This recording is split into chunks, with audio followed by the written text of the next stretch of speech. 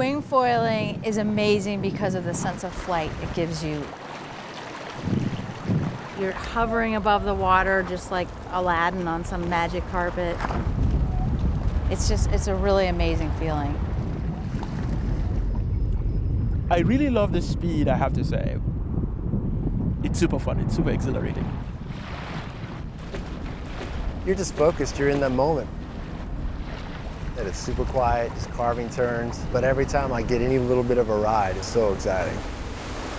Rod Parmenter, Cynthia Brown, and Felix Louis Jai are all riding this latest wave in board sport evolution.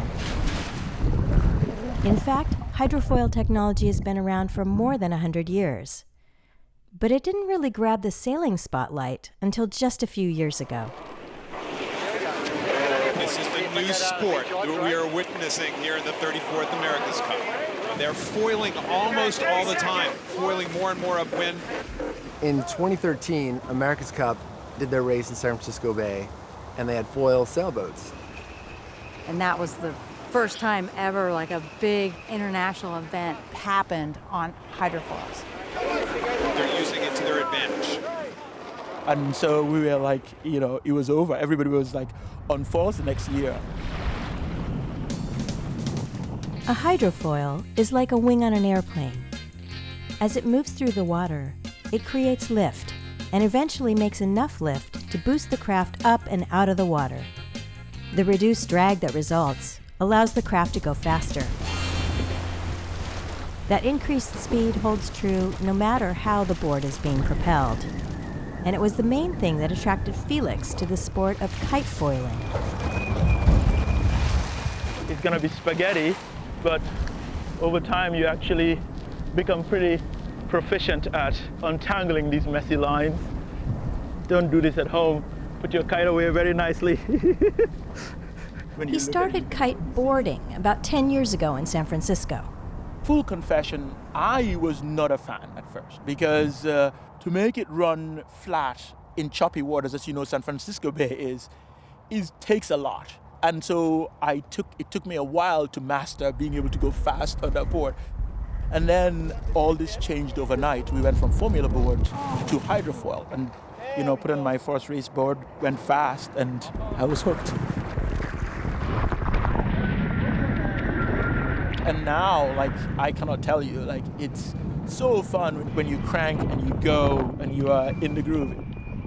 But the tendency is when you're riding, you're going that fast, everything slows down. And so it feels very, very peaceful until you hit something in the water or you fall, then you know how fast you're going.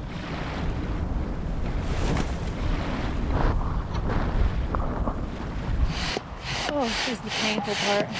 Cynthia, also known as Sinbad, has been a powerhouse in the world of wind sports since the 1980s.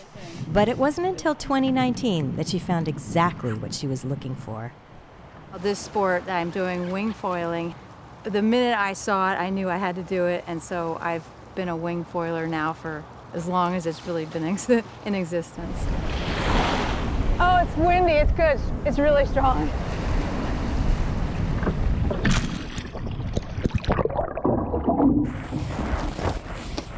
The feeling of wing foiling is absolute freedom and quiet. You hear no splashing, no noise. There's no pressure and bouncing. I mean, you fly. It's so much fun. The other cool thing about the hydrofoil being no resistance and high speed is that you can jump. You don't even really need a wave. There's no lines, no bar, no mast, no boom. You have this little inflatable toy and you're flying across the water with a big smile on your face. You can't be beat. She might get an argument on that from Rod Parmenter. In the river here, we have these wind swells that you don't really think of as waves, but you can ride them. To surf those swells, Rod uses a stand-up paddle foil, or sup foil. What we do with our sup foils is we ride the swells on the river. And so we have to paddle just to get up on the swells. So you paddle your brains out, and you can pop up on the foil. And then you just ride the swell. Of course, each swell only lasts a little while, but Rod can cover the 8 river miles from Viento State Park all the way to Hood River in less than an hour. What's really cool about it is that you can pump the foil under the water and go to the next swell and then ride that and get a little bit of a rest, pump to another one and then ride. So I can go the whole way staying up on foil.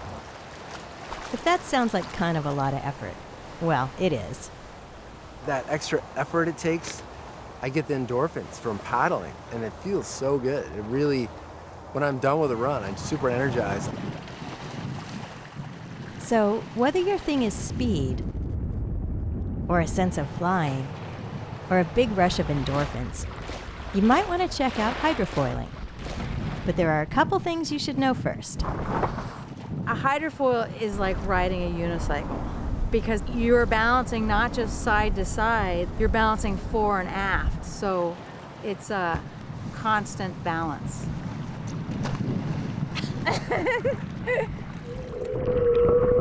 And also, every time you add a hydrofoil to the mix, you do up your danger factor. I'm gonna try a jump. Woohoo!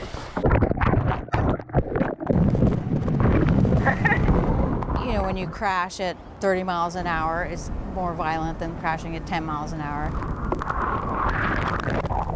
And the hydrofoils are very sharp, like razors. I have several stitches from several accidents with hydrofoil sports. It always could be challenging. But we're still here.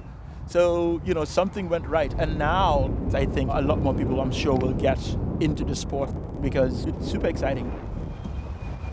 And we're super lucky to have a front row seat on seeing a sport like this evolve. It's just like, you know, the sky is the limit. I can't wait to see what they're going to come up with next.